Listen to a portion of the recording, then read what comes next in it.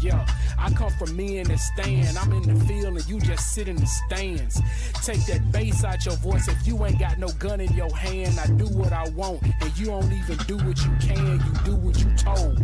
I got no love for my foes. They can mimic my delivery and copy my prose. But what they can't comprehend is how I stick to this code. It's either in you or not. It's not the kicks and the clothes. They ain't cut from the same cloth. Can't come from the same loom. Fit in similar shapes or even sit in the same room. Confusing authenticity with part of the costume. I'm teaching gifted children. You can't come in this classroom. Dare to struggle, dare to win. Yo. Welcome to Dare to Struggle, Dare to Win. First episode, I'm in guy, Geechee, y'all, and I'm here with my boy, my guy, the elder. What's up? What up, though? Dr. Yusef, Bunchy, Shakur, coming from Detroit, Black Detroit, man. It's an honor to be here with you, my brother. We're going to be getting it in, man. Yeah, we're going to have to, man. We're going to have to get it in. So look, CMB, Community Movement Builders, we had a show before, but this is the new and improved show. And so I want to welcome y'all all to Dare to Struggle, Dare to Win. This is a space where we're going to bring Black radical politics from a CMB's vantage point. We love being here home at Black Liberation Media. Shout out to the other comrades. Shout out to the comrades in the chat. And we know that all of y'all in the chat already politicized. That's a fact, right? But we need y'all to do us a solid and copy the show link and paste it to somebody you know who needs some radical politics, somebody who need a better look at how to deal with our material conditions. And then just know that like this show is structured for only an hour and 15 hour and 30 minutes, but each week we'll have interviews, panel discussions, sometimes live or recorded remote from our chapters. But today, because this is episode 1, we're gonna get into a conversation with the guy, the guy, the founder member, Kamau K. Franklin. So he'll be here in a second. But just to start it out, let's chop it up. Tell me how you doing, Yusef, and what up to the people in the chat? How y'all feeling? Man, I'm doing good, man. Let me just state this for the record: doing a podcast is not on my top of my list. To be honest with you, there's too many podcasts out there. Yeah. I've been featured on. I mean, when y'all had the other night, and some of you guys actually had some very entertaining and interesting conversations, very political. I think you were second this, man, and us doing this show that is going to be political. It's going to be sharp. It's not just going to be talking head shit. It's challenging. It's critical. It's critiquing. It's the goal is to lead towards the action, to lead towards something. As Bunchy Carter once said, "Nigga, do something only if you spit," and that's what we're talking about, like doing something. But also saying to do something, you have to understand why you need to do it. Like theory without practice, but you need the theory to understand the practice. But the practice produces if the theory is workable. Yeah, so one of the things that and shout out to Skip Kuhn, who y'all heard on the intro. One of the things that we talk about often is like none of us like being on this podcast shit. None of us like being on here, but I feel like it's a space where we could give people information and eventually instigate and push them into organizations. So the hope to be online to get niggas offline, right? So that hopefully that's what we're trying to do. And I think even highlighting each week the work that the chapters are doing and having conversations around the work that they're doing kind of like leads to that. So that's definitely one of the objectives of the show. And as you said, like being a talking head on the podcast is kind of weird sometimes, because sometimes people who know you or don't know you be in the chat talking reckless, and you might need to pop off sometime. But yeah, we appreciate y'all coming in. And like I said, please share the link with the people. Yeah, I mean, so let's do this while we, our first show episode, we're getting in.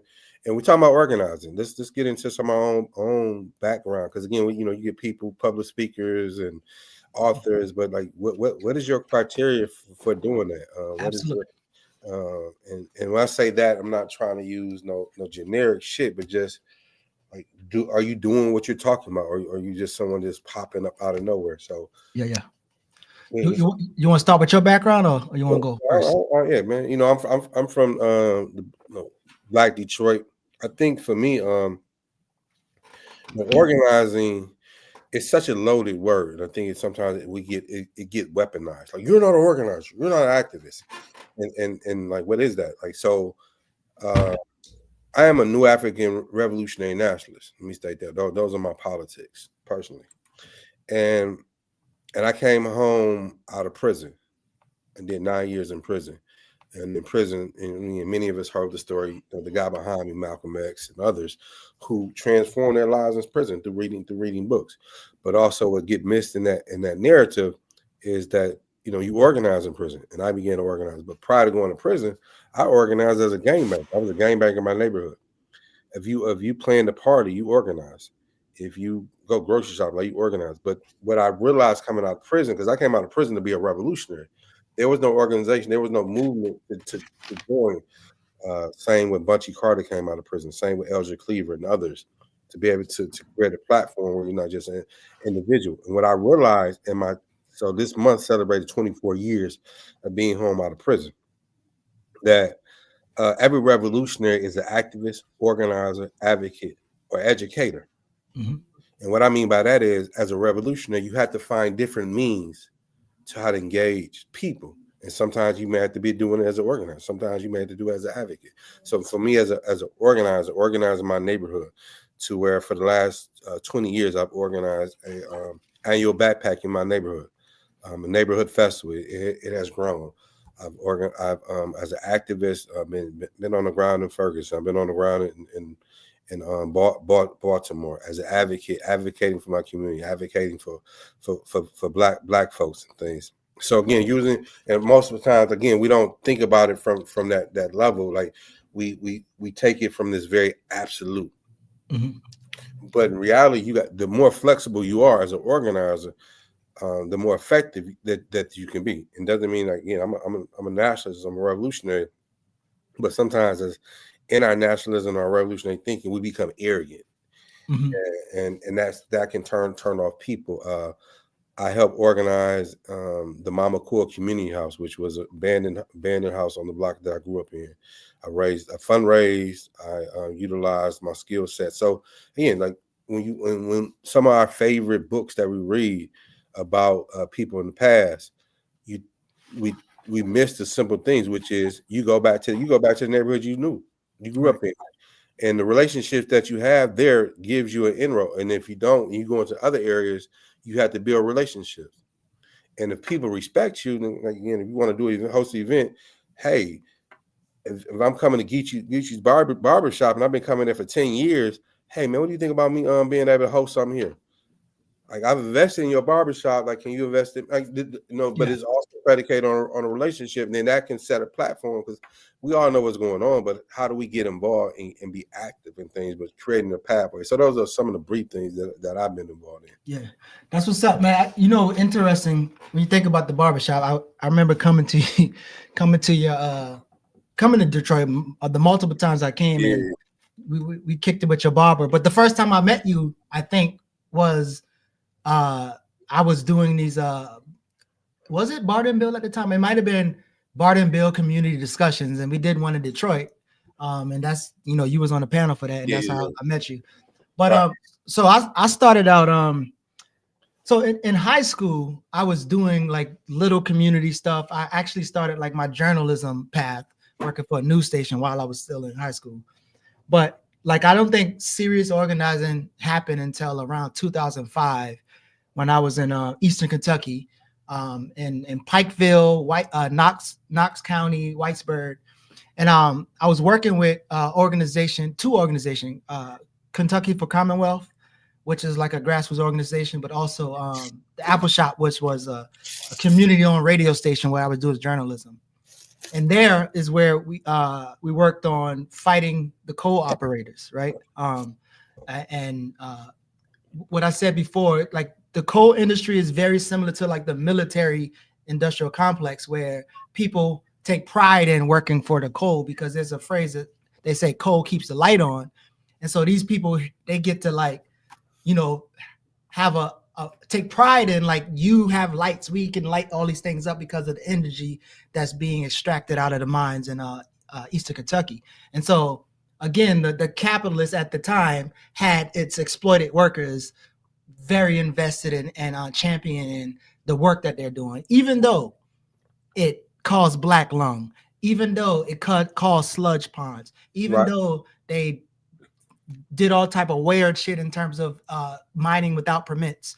And so, like, I think my first time getting my teeth cut in organizing was around mainly white people. Like, there were black people up in those hollers and stuff like that, but mainly around some white or exploited miners. And from there, I've spent time in DC, obviously Charleston, where I'm from, Virginia. And right before I left the country, which I'll talk about in a second, I was in Baltimore for at least 6 years, doing my best to kind of, what I think was trying to organize different factions of, I think, incredible people. But most of my work was done with, I was about to call them Kentuckians for the Commonwealth too, No Boundaries Coalition, where the objective was to build youth organizers. And so we help teach young people how to organize, help them develop a yearly issues assembly where they get to go talk at the city hall and in Annapolis and talk about the issues that needed to be focused on for the year. And then after that, I left the United States and I lived in Costa Rica for a while. I lived in Jamaica for a while, in the UK. In Costa Rica in particular, there was a bunch of black cultural nationalists there. If most of y'all know Garvey's history, Garvey was in Costa Rica struggling against the United Fruit Company. So there's still a lot of Garvey image in Costa Rica, but it's not a lot of Garvey activity in Costa Rica.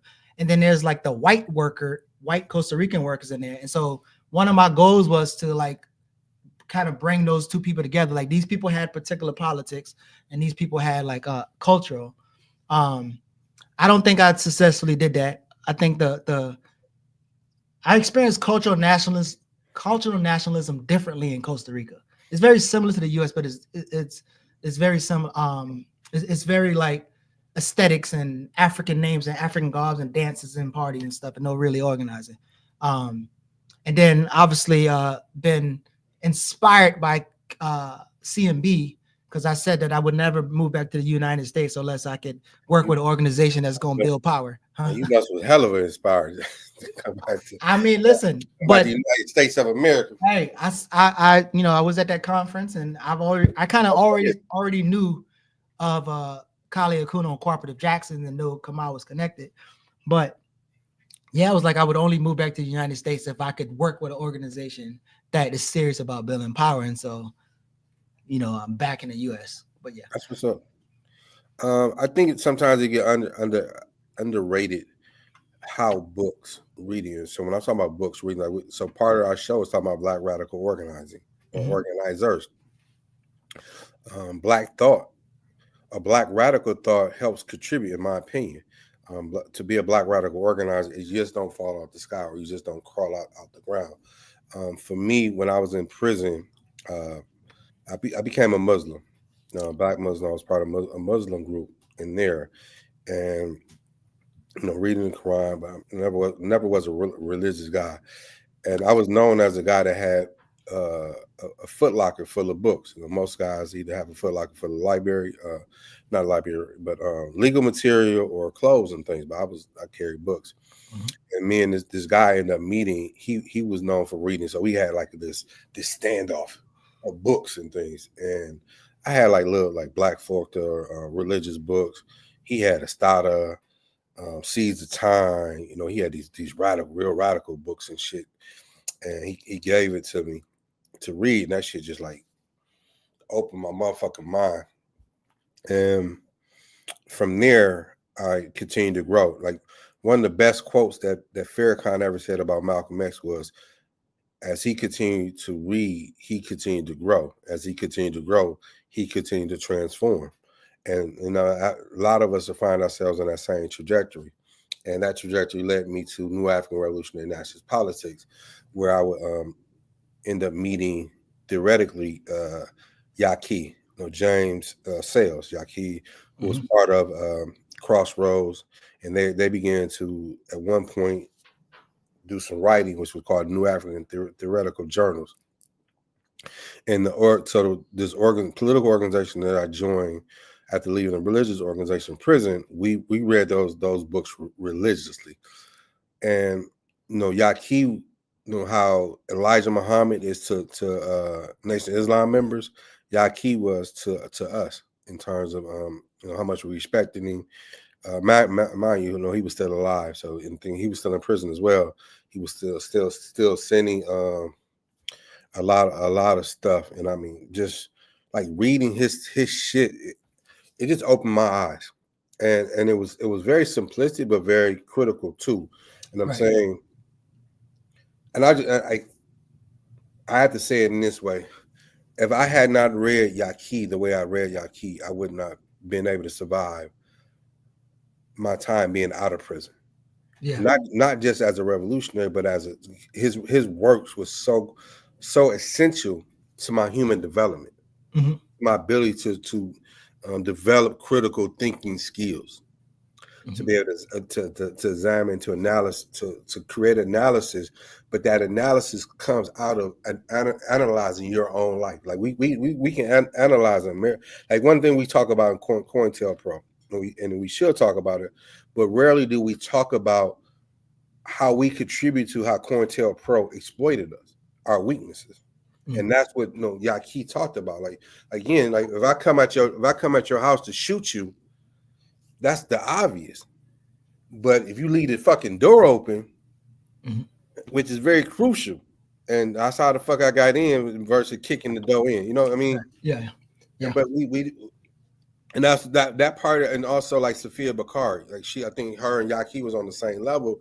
The ability to look at themselves, and those works, those writings, those individuals helped me become the type of organizer and the revolutionary that I am. Yeah.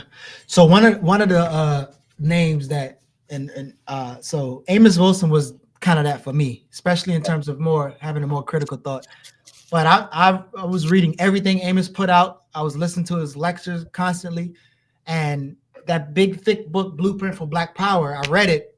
I read the full thing, and then I kind of read it again, and then I kind of like started picking sections out and studying it. Okay. But after a while, I got to a point, right? And this is one of the things. Like I remember coming up or reading or coming up with this framework that I use called the 4 responses to white hegemony. And I don't know if Amos ever wrote that, but I read so much of Amos that I was like, this is what Amos wrote. Right? So it was like the 4 responses to hegemony. All of us experience it. All African people and indigenous people got to deal with white hegemony. But the 4 responses is the homicidal response, right? People take the stuff from the Buckers, and they, instead of turn the aggression towards them, we turn it towards each other, right? Not only in physical form, but we assassinate each other's character. We have these whatever. So the homicidal response, you got the suicidal response, the person who just gonna accept their fate. Sometimes people leave insidiously. Immediately, but sometimes people practice escapisms and deal with it insidiously. And then the assimilationist, the person who believe that they can close their proximity to whiteness, they can become white, they can practice genetic suicide, or whatever they need to do. And then obviously like the revolutionary, the person who's going to respond, confront the white folks. Right. And so as I started studying that and kind of developing that, I also began to start to figure out how I could critique Amos's work, right? Okay.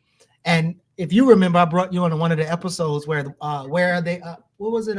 Blueprint for Black Power. Where are they now? Right. Because what I found out was Amos' work was his specialty was on child psychology, not economics. And so before he even shared an economic plan, he was like, "Well, I'm not a trained economist, and y'all should know that. But these are things that spark dialogue." But what I've learned that people, because the book called Blueprint for Black Power, people think like Amos already told us a blueprint. We just got to do that, right? And so I found out when I started critiquing Amos, right? I think that's when what I guess I got more. I became more aware of what the conscious community is and how it's like, again, rooted in maybe just cultural nationalism people. And then I really found out that people don't really study the book itself. But I do, one of the things that I've been saying, right? Because when people say, oh, you read a lot of books, you read these books. And I really believe, and I don't know how you feel about this, but reading books is not much different from talking to a lot of people and meeting a lot of people. True. Because essentially you're in conversation with somebody who's done a substantial amount of work, know a substantial amount of something. And so I sometimes I take slight when people be like, oh, you know, read books. Maybe like you've talked to more people, you've traveled more than I have. You remember when they used to say like the information highway, people travel, like you read books, I mean, you're traveling. Right. And so, yeah, I just always think that people become I guess intrigued by their dismissing people who read. But you know, most of us have probably read to get to anywhere we are, even if it's like some of the, you know, silly books, like things that we've read or things that have been given to us normally comes from a book. And so I remember when John Henry Clark once said, which is another person I studied, and you don't get an Amos, a Marimba Ani, you don't get a Jeffries, you don't get Wade Nobles, you don't get Malefe Sante without John Henry Clark. But one of the times I was reading something, and he said like the most powerful form of mass media is books, because you know that kind of centers it. So yeah, I think you know, reading is important. It is a part of our daily life. I think reading Kwame Nkrumah and reading when the Algerian revolutionaries met with the Ghanaian revolutionaries, they said when they got to Ghana, they spent almost a week studying before they went out to do any work. Right. So I just think sometimes we shit on the idea of reading and studying, and you know, and I think it's an integral.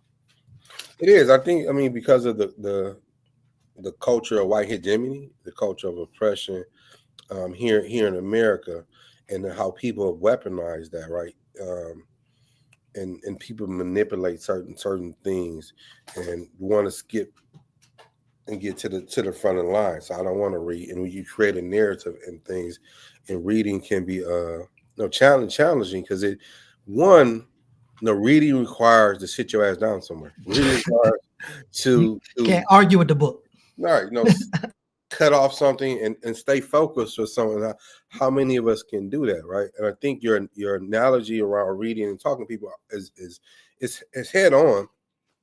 The difference is it's just you and the book, and the book allows you to look at yourself at some point. When you're reading other people, there's other things going on, and so but at the end of the day, they're both contributing to your human development, right?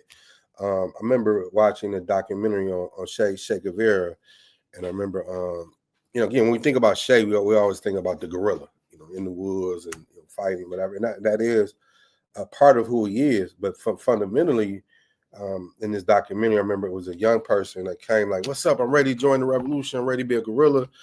And Che like, "Can you cook? You know how to type?" Like, no, like, and the same thing with Jamal Joseph. When Jamal Joseph joins the party, like first thing he like, "Where the gun at? I want the gun."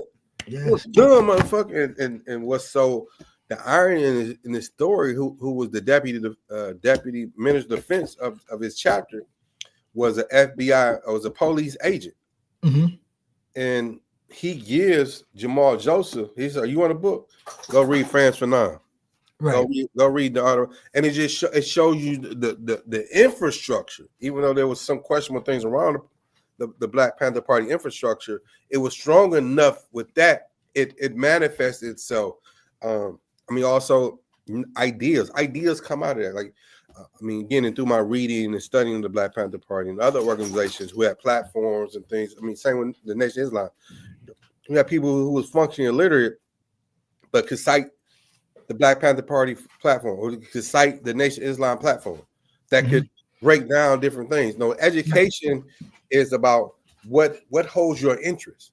Mhm. And if it holds your interest, it's able to pull and bring you out because it's bringing out a new human being and things. And that's why, Yeah. like I'm not into the reading on tablets and things. I'm not knocking it. I'm old school. I love books, but again, books that tell you more about a person than anything, like the type of books people read. Yeah. I fought for a while to not do PDFs, right? But I think what I've learned when I'm reading and I'm like studying with multiple books, that search tab on a PDF is great, right? Because you can literally find the words and thing, and so that's why I use it for, and I love it. I still haven't yielded to audiobooks yet. I don't think I'm gonna be able to do it, bro. I don't know. But I do want to take a moment to shout out to some CMB comrades in the chats. What up, y'all? We got Dallas crew in here. So as I said, though, we will be every week we will be highlighting work that each chapter is doing. So some of the people in the chat, you'll eventually see them on the screen. Today, again, we will be in a few minutes bringing up Kamau K. Franklin and having a dialogue with him. But so with that, while we got like a few minutes for Kamau come on, ask this question, and you kind of alluded to it, but love for you going a little more depth, and you can ask me as well. What made you join, or what inspired you to join CMB? But also, because let me be clear too. We treat our organization like gangs. Like we get very territorial. It's about the mission. It's about the ideology. It's about what you're trying to produce. And sometimes, in that organization, you might have to go join another one. So CMB is a placeholder. Any other organization is a placeholder. It's the people. It's the end goal. But nevertheless, what made you want to be a part of the organization, and what made CMB that organization? Yeah. So as I said, I was already kind of familiar with Cooperative Jackson, right? So me and my comrade who passed away, Asafo, we've been running a study group for like 7 or 8 years, and we've studied quite a bit from Cooperative Jackson. And obviously I know Kamau was connected to that. And then also like being on Black Power Media, we all kind of in the same circle. And as I said, when I left the country, I was like, I'm never coming back to this damn country, right? But I did, in the back of my mind, it said only if I can be around people who are serious about organizing and have tactics and programs to intentionally build power. And my little research of CMB,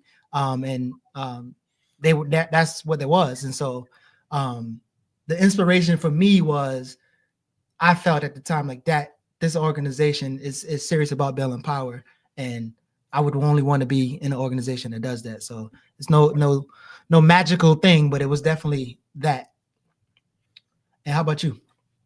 So in my 24 years, I've only joined since I've been out of prison. So I was part of a group called Hope, helping our prison elevate. Some of my comrades helped create that organization. And it was ultimately became a nonprofit. It was a grassroots organization. But political based, years later, I would end up joining a group called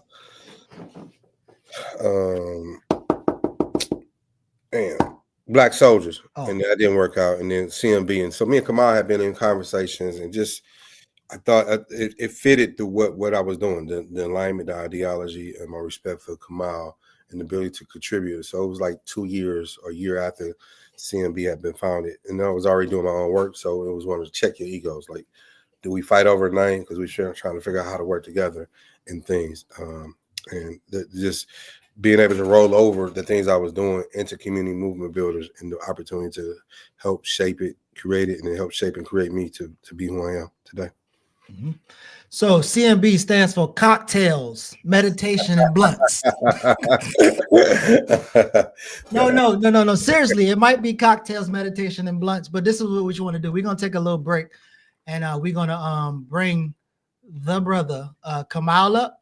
But yeah, take a break, get your drinks, light something up, roll it again, and we'll be right back. I'm throwing copper at the coppers, but I'm shaking like Morocco. Say my prayers with the pistol, serve the sinners with the chopper. All my buddies got it from scratch. My house had Betty Crocker. His mama owned D. He ain't even get no shot up. Profit is invisible. Profit come from product. He thinking buffet. He can't comprehend no potluck. God bless the child with his own powder to rock. he thinking buffet. He can't comprehend no potluck. So look, so we got Kamau K. Franklin here. Kamau, welcome. Good to see you. We have been talking about a little bit of organizing. As we told you, we're going to kind of center the conversation around radical organizing, maybe even get into some liberated zones. But how you feeling? What you got going on? I'm doing good. I'm glad my man Yusef just took his pills. I don't want him to fall out doing the podcast. I was like, yo, my man taking his pills right now. Oh, man. Okay. You listen. I said That's that New York, man. I said cocktails and blunts, and you doing the pills. We got to slow down, man. I know you older than me, right? You know I'm doing good. I appreciate. I came a little early in the background. All the beautiful and kind words. The fact that we all get to work with each other, figure these things out, make our mistakes, bump our heads, and get up and keep it moving. And it's been a good ride over the last 7 to 8 years in which we've been trying to do this. We're probably at a, relatively speaking, a high point in terms of our organizing and activism, and I see a lot of good things coming for us in the future. And so it's a pleasure to even be here with the new program, the new podcast. And to see y'all on the screen doing your thing. So yeah. So I'm gonna make you choose, bro. So you're from Charleston, South Carolina, and you claim New York. Which one you with us or you with them? Well, I'm from Brooklyn. So let me just speak. My mama is from Charleston via the slave ships. And prior to that, as we've identified her background, I believe it's mostly Congolese, where we're taken from. Okay. But born and raised in Brooklyn, spent some time in Charleston as a young person with my aunt and uncle who were Southern to the max. Got us up to church, combed my afro forward. So I think that was the first reason I started not to like church, because I was like, God damn, this hurts. So yeah. Spent some time down in the South. But for the most part, raised in Crown Heights, Brooklyn, Albany projects. So yeah. So you Brooklyn till you die. All right, that's fine. But look, so we got this last article that article you wrote in Grassroots Thinking, and what does it mean to be a radical Black organizer today? And this is in the chat, not in the chat, but in the show notes, so you could be able to check it out. But we want to kind of talk about some of that today. Like you have an organization that is into some radical organizing. And Yusef Dog wanna, but yeah, just kind of lay out Brooklyn too. What? Yeah, maybe he said Brooklyn to the death. But like lay out what the article is about, and then we can kind of get into a 30-minute conversation about the work. So I wrote the article is based off of a talk I gave at a conference at Black Alliance for Peace a couple of years ago in Atlanta, where I was asked to talk about the role of organizing for young organizers and how to do it and what we should be thinking about and focusing on. And so I wrote some notes down for that. And from those notes, I basically crafted later on an article from those notes. And that's what that article is. I wanted the article to be provocative, as we say, in terms of highlighting the things that I think not a liberal organizer would do, not an organizer who's trying to get somebody elected would do. But if you're a Black radical organizer and you are saying that you're from the tradition of trying to fight capitalism, and you're learning your lessons from revolutionary struggles around the world, then there are certain things that we got to put forward and do. And there's certain sort of liberal concepts that we got to move away from. And some of which I try to mention, which doesn't mean that they're bad things, but it does mean that they get overemphasized in terms of our organizing. And the one that comes to mind real quick is a lot of times that you got to be from a particular neighborhood to organize in that community. I think that's some real limited thinking. It doesn't mean that as a good organizer, you can come and organize and learn where it is that you're organizing. Like learn the culture, the habits, be introduced by certain people. Obviously, it doesn't mean you just don't rush in day one and think that you know the block and you can do anything you want to do. But somebody who is trained or wants to be trained in organizing can effectively do it in different places. And the history of organizing worldwide and even here is just that, like folks obviously who come from particular places, organizing deep in those places, but also movements have sent organizers to different places around the country to continue to do the type of organizing that they think needs to happen in particular places and particular spaces. And so I think it was important in terms of, whatever folks got out of the article to point out, of course, again, that organizing in a radical way means that we have to supplant our comfort zones. We have to be able to move and groove. We have to be able to not just organize in spaces that we like, but we got to be able to talk to people from various backgrounds, various places, and move them, right? And so, that's just some of the things that I wanted to get across. Absolutely. So my question is, out of your own lived experience, can you? I know you talked a lot about it, but particularly relating to this article, how did you become a Black radical organizer through the different organizations?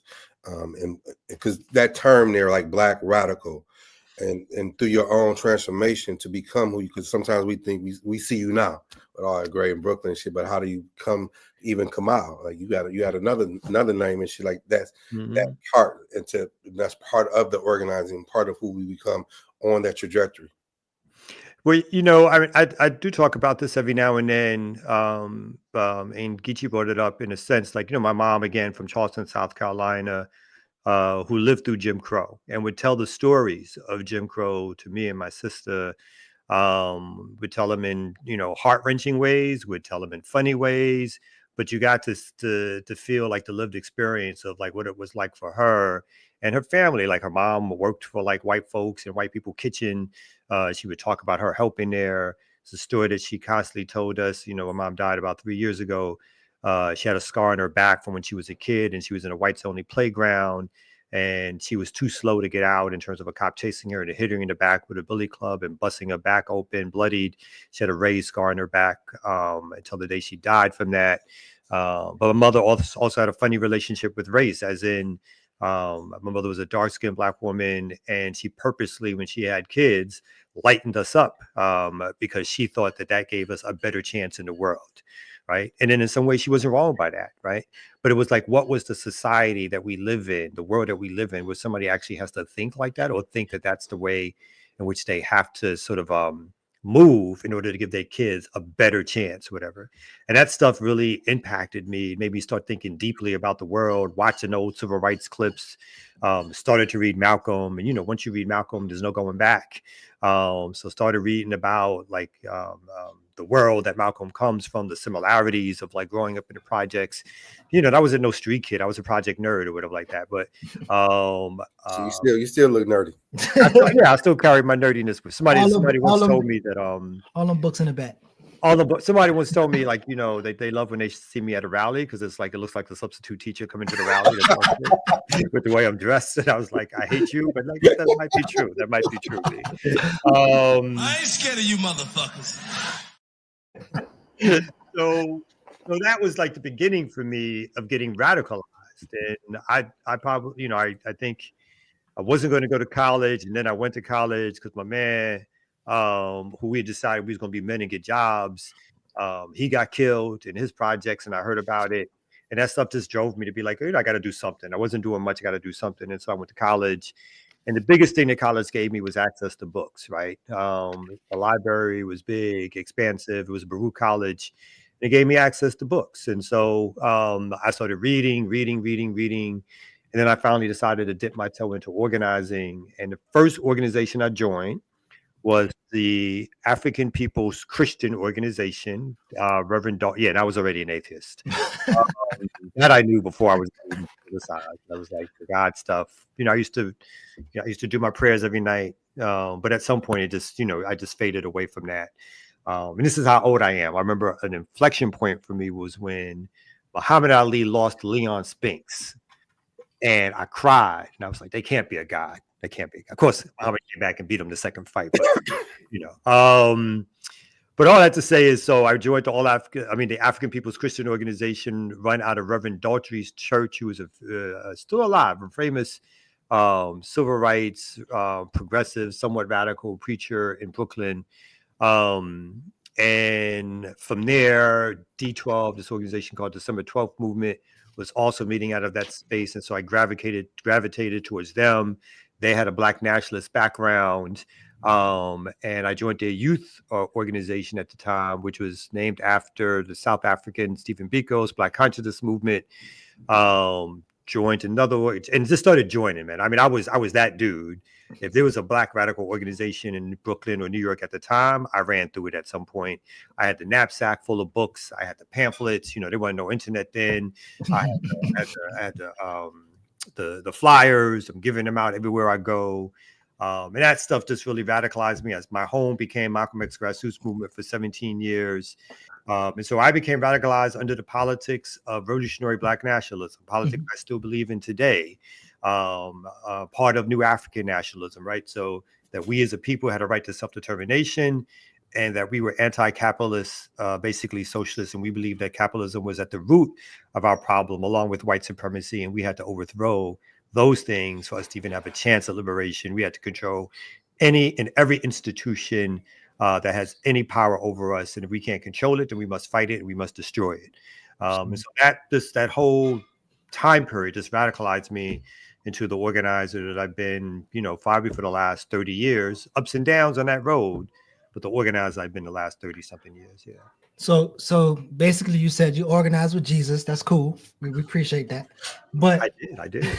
But so the article you talk about, you know, in the article it says radical organizing today. So with that background, could you kind of share like how you see what radical organizing looked like at that point or at a later point and what it looked like now? And then kind of really talk more about like how you feel a lot of the stuff is captured or attached to the Democratic Party. But yeah, go ahead, start there. Yeah, I mean, I think, you know, and me and Yusef were probably around the same age a little bit. And so we are the generation, some overlap, but we might be like one of the last generations that actually got to interact with like people from the 60s and 70s when they were like in their 40s at the time, right? They were in their late 30s, 40s, 50s at that particular time. And some were still active in various ways. And so those politics played a huge influence over organizers like us in the 80s. And so we were an extension of those politics, even though those political organizations were mostly destroyed. You know, when I was a young organizer, in New York, we had like 8 or 9 people who were locked down as political prisoners. We used to visit those folks all the time. Some have passed, some are out today, like Jaleel. So it's the radical politics of the 60s and 70s were really a huge influence on our generation of organizers, and calling yourself a revolutionary was the politic of the day, right? Calling yourself a nationalist and or a revolutionary. It didn't take much explaining if you were a radical Black organizer, that was what you were, right? So even the term being an abolitionist, eco-socialist, a lot of terms are more prominent today. We're not there when we were younger organizers. I would also say during my time period of organizing was sort of the second wave of folks even having an understanding, and I say this with all seriousness, of LGBTQ organizers in Black radical spaces.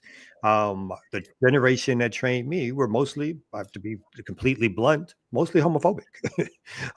Still, a lot of them, you know, still in their sexism, even though obviously with different forms of womanist radical organizing, some of them had to come out of that.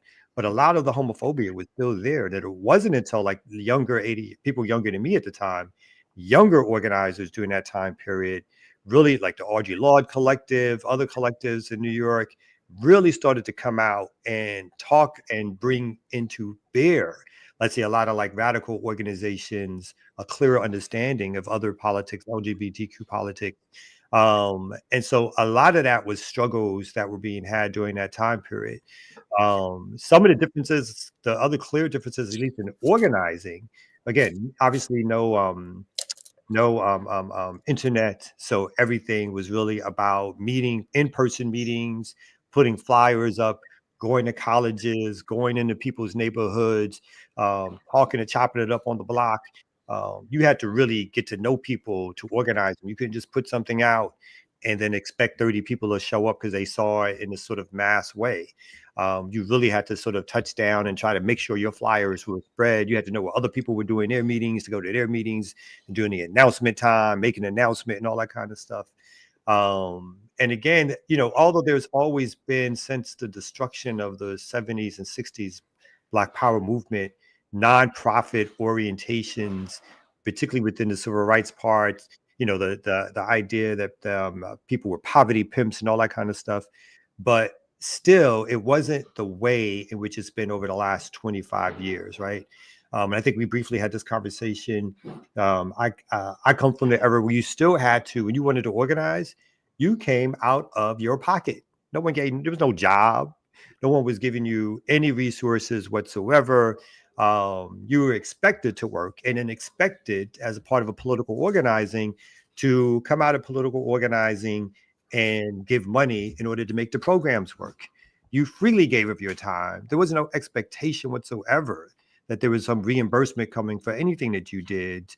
That just wasn't the way. It was like, you believed in these politics, and so you were organizing to make these things happen. I think one of the hugest shifts that's happened over the last 20 to 30 years, and I go down the cycle of like a Jesse Jackson to Reverend Al to a Van Jones, to Black Lives Matter, in a sense, right? Huge amounts, and Van Jones is a particular important marker of a change of like literally millions, if not hundreds of millions of dollars have been introduced into organizing, and it's shifted what organizing means for people.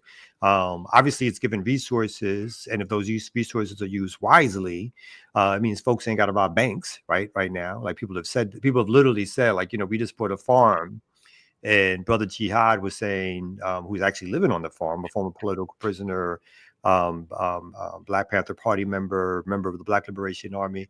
He's like, we were robbing banks to get land. Partly we were using some of that money to do some of these things. Other things too, some other purchases that would remain nameless. But they were saying, like, having access to these resources can do something. But they also, some of these resources obviously make you more conservative in your thinking and ways in which you approach organizing. And even though the Nation of Islam was not built off of foundation money, sometimes they become a post Malcolm, or point of the struggles of Malcolm was to continue to make the nation radical, and how the nation itself, as it started to get certain items or be able to buy things, like whether houses or farms and other industrial plants even, it made them want to be protective of what they had, which made them less likely to be in the street the same way that they might have been if they didn't have those things. And I think that's an ongoing struggle within the movement today. How do we have these resources, but continually to make sure that we're radicalizing our community and neighborhood and giving our neighborhood something to fight with, as opposed to being separated by these resources, not doing work until or unless we get other kinds of resources. I think it's it's part of the human drama today. And then lastly, I'll say I think also some of the politics are different. Like people are, and there's a way in which people talk about being political that, again, as an old head, we didn't talk about. People, when they talk about their breaks and they talk about self-care, and again, I'm not suggesting that stuff isn't important in some ways, but I also think at times it's not when I hear people say that stuff, my immediate reaction is like, that's not what I consider organizing, right? And again, I'm willing for the pushback and the fight back around and the struggle around that stuff, but that's not usually, what I grew up with was like organizing. But I think there is a happy medium, because people are saying we don't want to be burnt out via organizing, right? So so there are some ways in which people need to take care of themselves in ways maybe that they feel like folks in the past did not. But still, it always rubs me a certain way when I hear that because for me, organizing, radical organizing in particular, is struggle. It is, right. You're putting something on the line. You're risking some things in order to achieve some further goals for you, in your community. And the moment you challenge the state does not play. Mm-hmm. The state knows why it's there. It has the resources, the firepower, It's there to survive and to kill off all remnants of resistance, whether or not that is overtly doing it or whether or not that's doing it in subtle ways, throwing money at it, locking people up, threatening people, giving people access to different things. All those are ways in which the state tries to attack our movements. And they take our movements a lot of times far more seriously than we take. So, so it's a battle. But I think those are some of the main differences of what I see, today versus back then. So in your article, it's a part you says the organizer must understand the protracted nature of the struggle. You kind of emphasize that, right?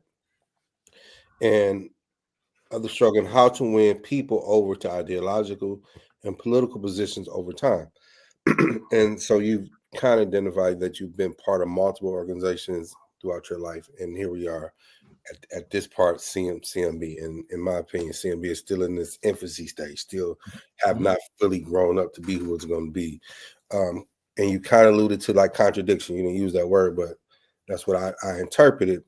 And so we know Stokely Carmichael, aka Kwame Ture, says everybody should be in an organization to be organized, right? And in your time, and you've been through multiple organizations into that part of protracted struggle, can you talk about the different contradictions, how you handle it? And as Maya just taught me, all contradictions are antagonistic, needs for split and things of that nature. But it happens. Like, you was there with Chokeway when Chokeway first started to run. You moved to Jackson. You don't talk about that much, but I'm gonna bring it up for you, good brother. To where we at now. And in a way, I mean, even like, I don't know, even like our conversation when we started working together, we was at a reflective period of our lives, the thing that we went through, which made it easier for like shit. Like, oh, we kind of felt like, oh man, you let's do it, Mm-hmm.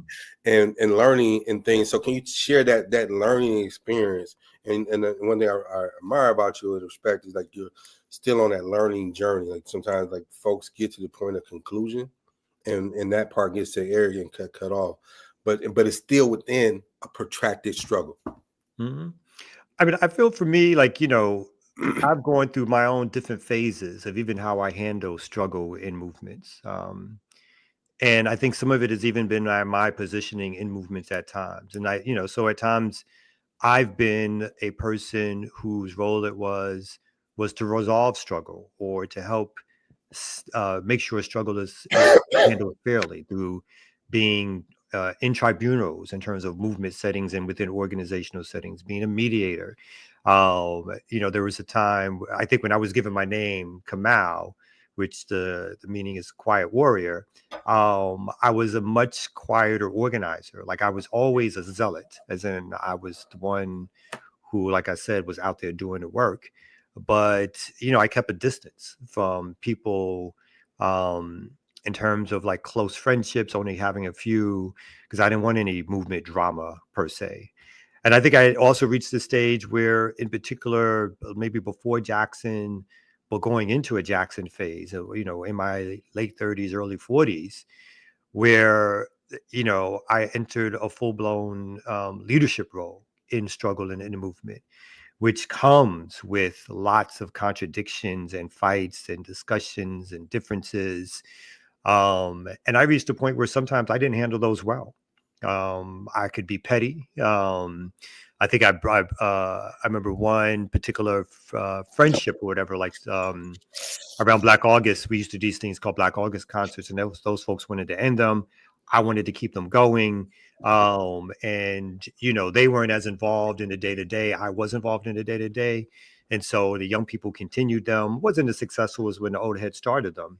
But I gave a congratulation message because they were able to do it, which was snarky, right? And it caused some internal struggle. And I never recovered. Like in terms of how I handled it with the friendship that I had, right? There was times in Jackson where I don't think I was necessarily I don't think I was necessarily in the wrong. Let me put it like that.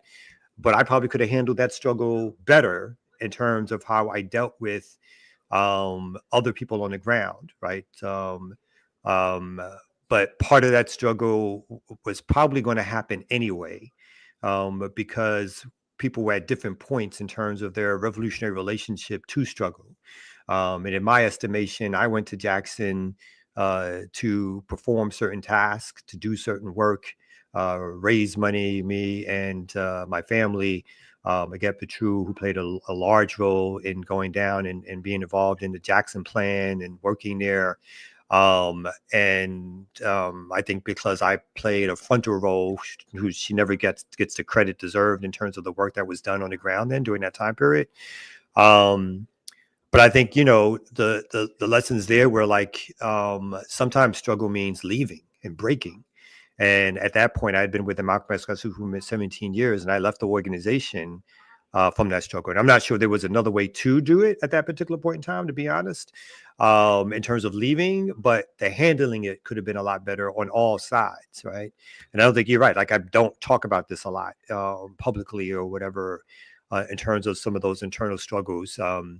But, I think for a moment there, the Jackson plan represented a real lift in movement circles.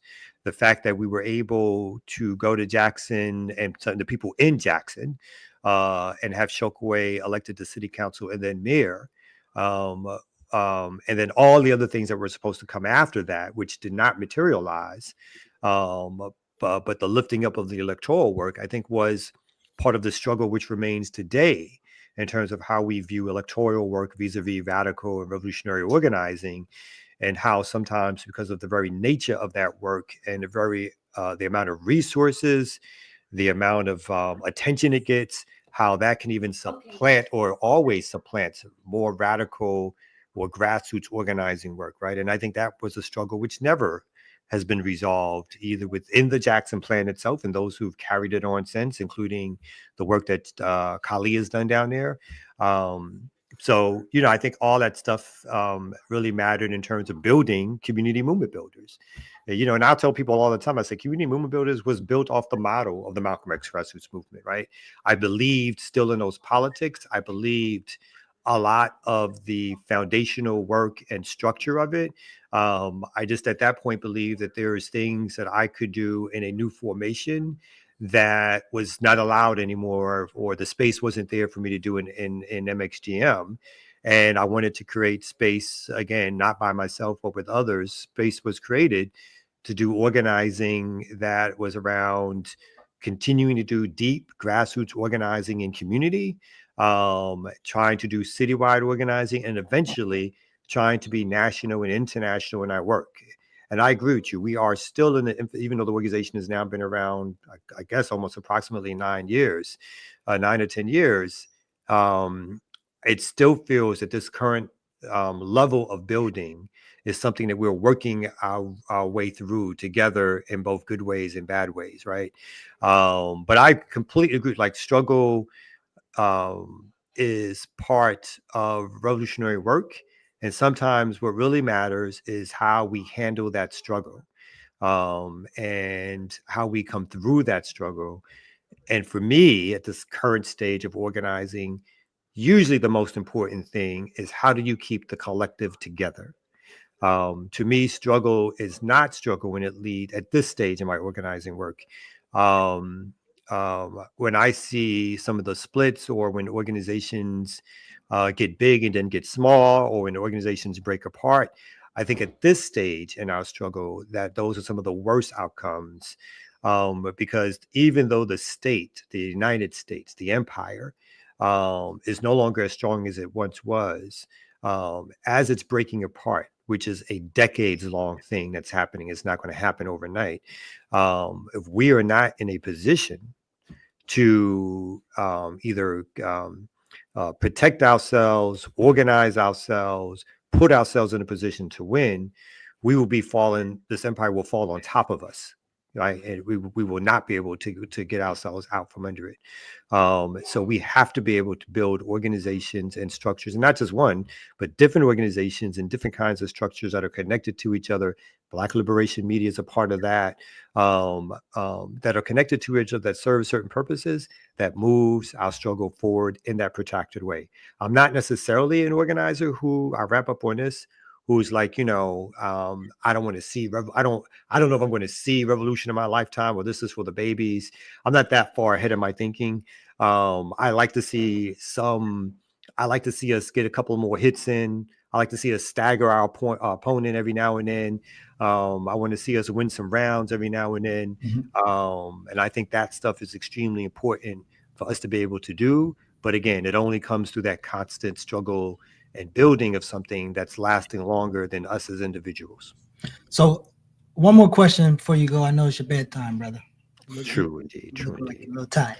So when you think about, I guess, in our lifetime or not in our lifetime, and you think about revolution and social transformation, I'm curious if you could quickly answer, like, what is the work, and then like what is and what isn't contesting the state, right? So we know that we have programs, and then we know that sometimes there's struggle for policy. So yeah, what is the work, what isn't the work, and what would you say is or isn't challenging the state?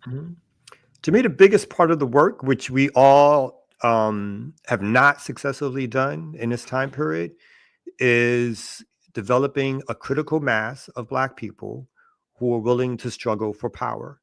And I think that's extremely important. And that's why I believe in grassroots organizing so much, right? And that's why that article was written. We must convince people on the block, in the neighborhood. It doesn't mean like, I don't mean just street cats. I mean churchgoers. Like, I mean people who may be the lumpen in our community. I mean some of the petty bourgeois, even here and there. But we must be able to convince enough people in enough places that the more unified we are and the more we push our politics of self-determination and fighting back against capitalism, the better chance we have of surviving America. And our job is to survive America, and our job is to put America in its place. And what I mean by that is to defeat capitalism and or overthrow the current system of politics and government. I struggle with exact the right balance to have. I believe in programs, and again, I think we had recently had this conversation. So I believe that we have to create alternative models of development in our community. That means schools, that means alternative economic models, that means ways in which we politically educate each other. I think ways in which we take care of each other vis-a-vis, mutual aid and or survival programs. I think those things are important. But I think we also run into the trouble of marooning ourselves. So if we think that by doing those programs by themselves, we will bring liberation, then I think we've made a mistake, because then we're creating Bantustans, which again can easily be toppled by the state. We must be able to build alternatives that impress our people, to get our people to see what radical organizing can produce besides standing on corners and speech making. But when you look at the UNIA, you look at the Nation at its height, you look at the Panthers, what you see is organizations that created some models that folks can say, I can get down with that. I can see where that's leading. I think that stuff is extremely important. But on the other side of it, I think what's equally, if not more important, is direct challenges to the state. And so I think showing the state that you are willing to challenge them, because we're never going to be able to create socialism through these organizations. That only comes through us being able to organize to take over the resources of the state, because that's where the resources are, to take over the means of production, because that's where the resources are. That's where socialism happens, right? That's where communism happens. That's where communalism happens. It doesn't happen really in these smaller organizations. These organizations are the ways in which we flow through those things in order to organize ourselves to battle the state, to take over those resources, right? And so that for me is also part of the work. And so when we battle things like Cop City, when we battle these institutions that have power over us, when we try to fight back to show that either we can win some small battles, but no matter what we win, it's never going to be enough until we actually take over the means of production, and or we show the masses and show the people how the state will organize itself to remain in power, to keep the rich in power, to keep the developers in power, to keep the billionaire class in power. How do we show that? And so for me, the work is a combination of those things. We want to collectively get people to understand that unless we can take care and organize ourselves, that we will not survive America. But surviving America means fighting America.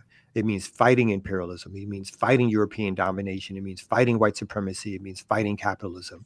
And we have to be able to do that and see that, and not necessarily say, oh, I don't want to go out there to no rally and no demonstration. That is a mistake. Rallies and demonstrations are ways in which we show our ability to draw people out of their homes to get out into the street to show that they're willing to fight into battle, right? By just doing programs, that's not how we do that. We got to show the state that we can take it on.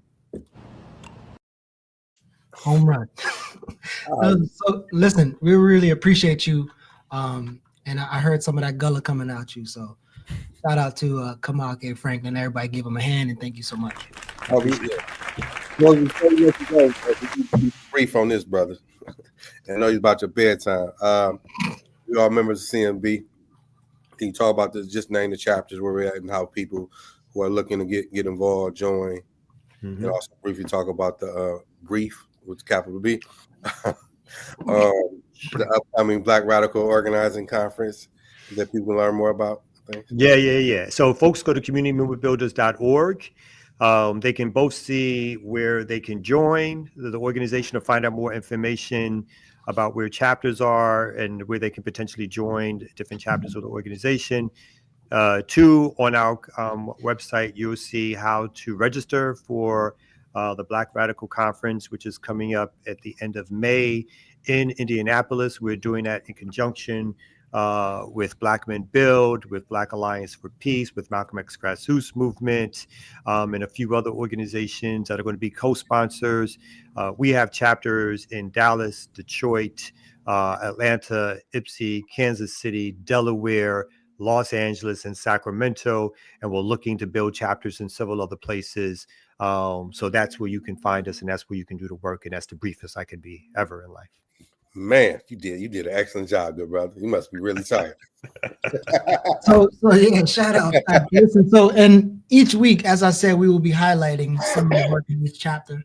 We wanted to start it out with our founding, the light skinned lover. I'm gonna go on that. Disrespect. I think that was worse than you saying me taking my pills, good brother. All right, y'all. All right, man. Appreciate you, bro. Peace. All right, he's good, bro. Right. So we want to wrap up with a few, put yourself. We will wrap up with a few reflections and thoughts, and we gonna let y'all go to y'all humble abodes. So what you got, you? What's some thoughts? I think, listen to Kamau. He didn't really take the particular details, but some of the struggles he went through different organizations, and sometimes being in an organization can create a bad rap. Like, I ain't trying to organize them niggas, things of that nature. But if you're serious about making a difference, and that difference about revolutionary struggle, about Black nationalism, New African nationalism, you got to be a part of an organization. And sometimes it may not work, right? But you got to figure it out. And it's not always be so quick to try to go create an organization, but sometimes you may have to do that.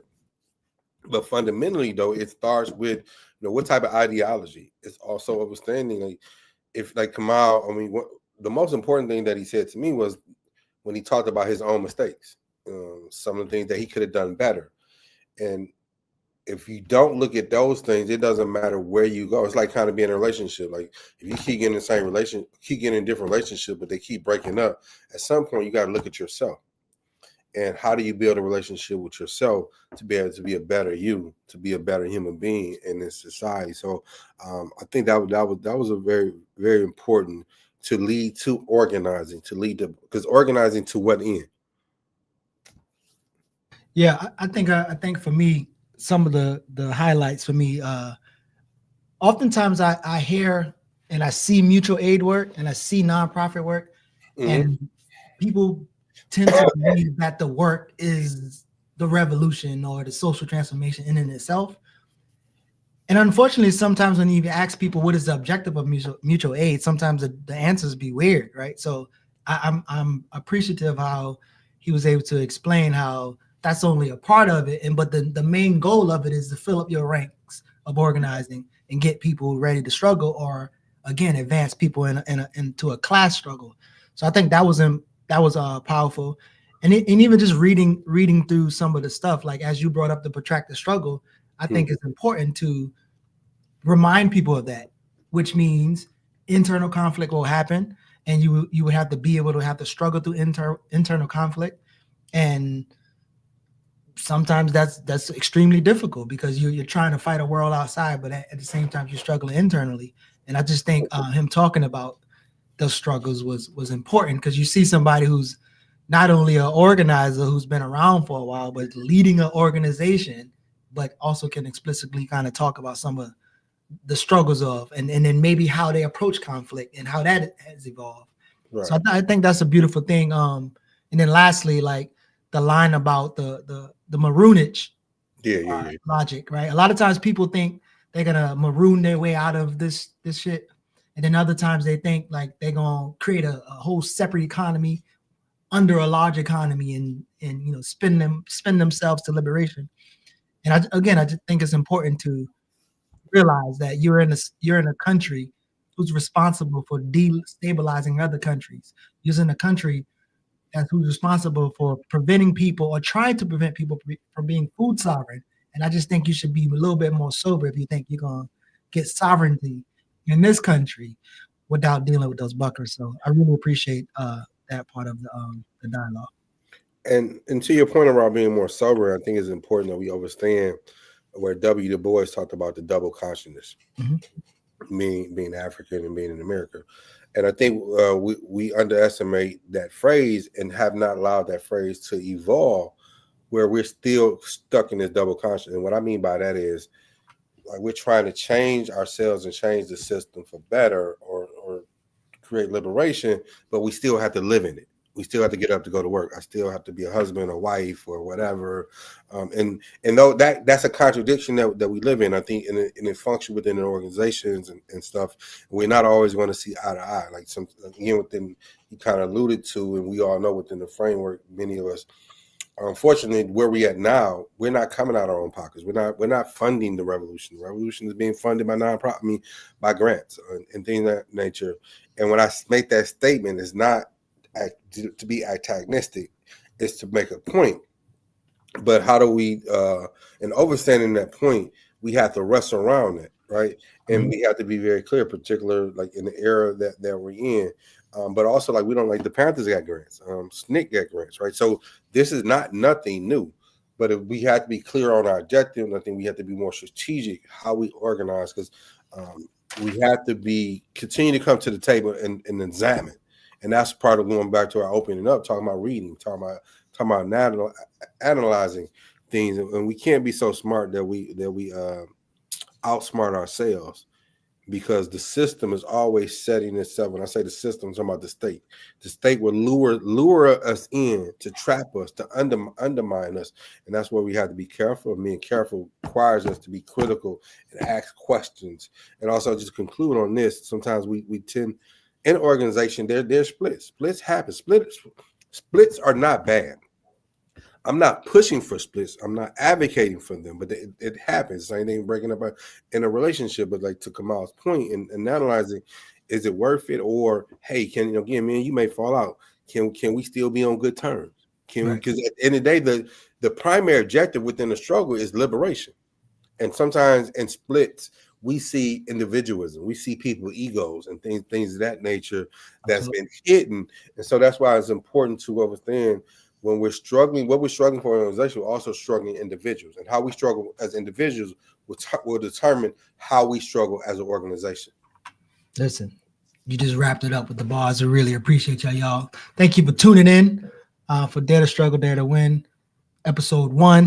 We will be back same time next week. We will be highlighting one of the chapters. We'll let you know what chapter it will be by the middle of the week. But thank you for coming out, man. Anything you want to say before we wrap up? I said it, man. Dare to struggle, dare to win. Yeah, man. That's what you do. You dare to struggle, dare to win. And in Charleston, we say, I holla at your boy later, man. Get your boy on the flip, man. Y'all boy take care, man. Appreciate y'all.